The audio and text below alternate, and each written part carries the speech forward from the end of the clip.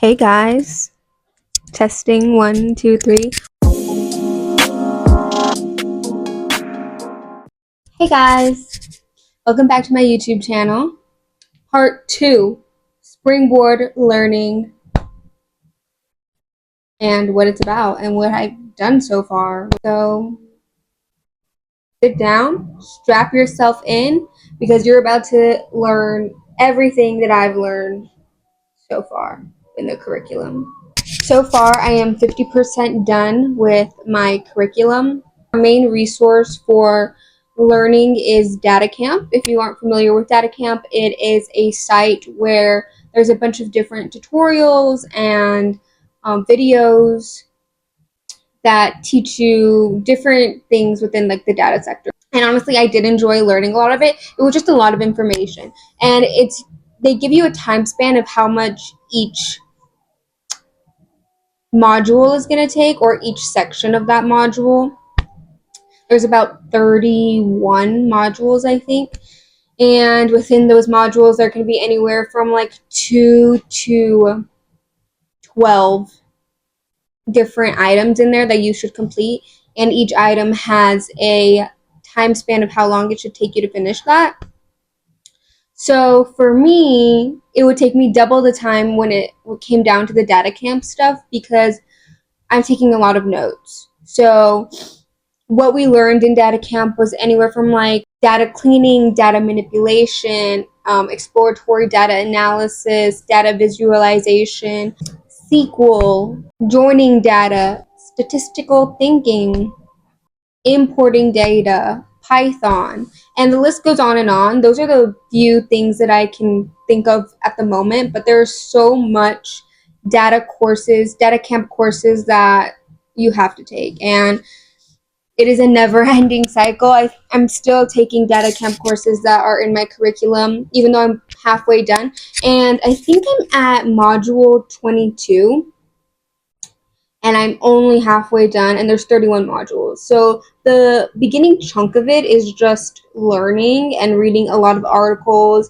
a lot of introduction to things, because everything is new to me, at least. There are a lot of people in the program that have PhDs or masters. I only have my bachelor's, so for me, a lot of these things are new.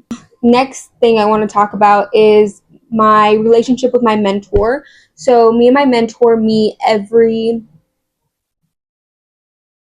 2 weeks. We discuss many different topics, from the projects to questions about his company to questions about the industry to statistics. When you go into those meetings with your mentor, make sure you have a list of questions you want to ask, because if you go in there and don't have anything to talk about with him, then you're not really making any use of that time that you have with him. He or she is an expert in the field, and they have so much information to give you. So if you go in with questions, I mean, there's 2 weeks in between every meeting, so I think there's enough time if you're working on your curriculum with a good rhythm and you're making a lot of progress, then I feel like you should have questions. Like the last meeting that I had with my mentor, we talked about my current project that I'm working on, and I had so many questions for him, and he gave me so much feedback, and I think it was a very productive conversation. Okay, so along with your mentor, you also get not an assigned career coach, but there is a lot of career services that are offered to you, and you have to have a certain number of career coach meetings. So I had one very recently as well. This meeting was for networking. I already have a good background in career services. I mean, I don't know everything. I'm not saying I'm an expert, but I did work in the career center in college, so I do have a lot of information on that already, but that doesn't mean that there isn't something for me to learn. And so in this meeting that I had on networking, we talked a lot about LinkedIn Premium and the services that that tool has to offer. So something that we talked about was the AI tool that helps you create messages when you're going and connecting with people. So it creates a message for you based on your connection. So it creates a message for you based on your connection. And then from there, you can edit it or do whatever you want with it. But it allows you to be more conversational within that message so that they have a better response or an easier way of responding to you.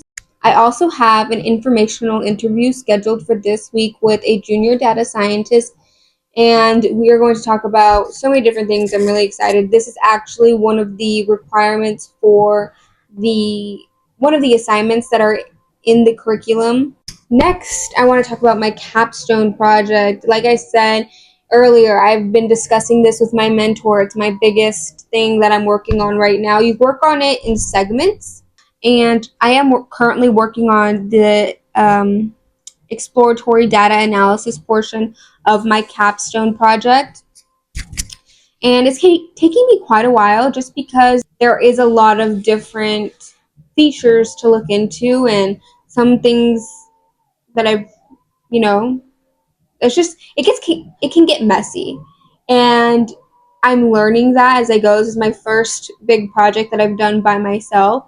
So I'm learning that EDA is pretty messy in the beginning, and you kind of have to narrow down and clean up your what I'm working on is Jupyter Notebook, clean up my notebook and, cut things out. Some things can get redundant if you're doing like a bunch of different data visualization plots and things on the same features. Like, can get pretty redundant and you're going to have to cut some things out, do some comments on the bottom. But something that I've learned is that, and something that my mentor always tells me, is that the most important part of data science is the storytelling.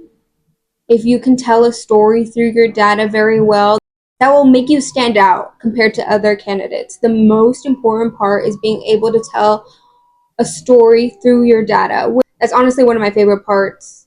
Like, this part of my project is my favorite part. Like, understanding like kind of the behind the scenes of what's going on in my data and like trying to understand and make a story out of it. When you're working on the capstone, it's very important to rely on your mentor. Not 100% rely, like he or she can't do everything for you, but they are an expert in the field and they have so much rich information to give you. They have experience, and you should be willing to take in those notes and the reviews that you get on your capstone projects and any project, because there's a lot of projects that you work on within the curriculum, but be able to take that in and use it and apply it and make your projects better. So that's mostly what I've been working on. This is supposed to be a 7-month program. I'm 5 months in, and I've only am 50% done with the curriculum. But to be fair, I think the first 20-ish modules of the curriculum is a heavy chunk of learning and digesting so much information. It's kind of overwhelming, I'm going to be honest. But the last part of it, the last 50%, is mostly projects and applying what you've learned, which is my favorite part. I love projects.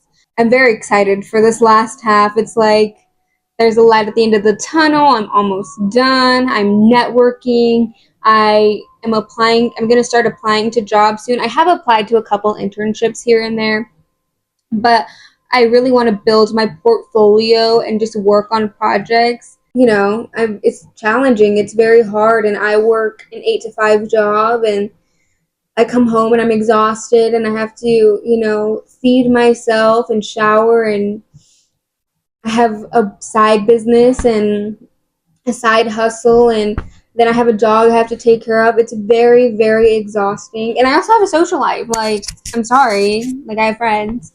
I still have to find a job, which I heard it's tough out there. So, wish me luck. But the next time you guys see me, I'll be 100% done. And hopefully I'll have a job. Or hopefully I'll be close to having a job. Stay tuned for part 3, where I am fully done with the course. I should expect to be done with the curriculum by the beginning of February, end of January. Fingers crossed. I 3D print headset holders, model and design them myself, and I sell them on my Etsy. Leave a comment if you like these. Leave a comment if you made it this far. If you made it this far, leave a comment of the mascot of your team. So, thank you for watching. Thanks for watching, and come back next time where I will be a smarter lady. Bye.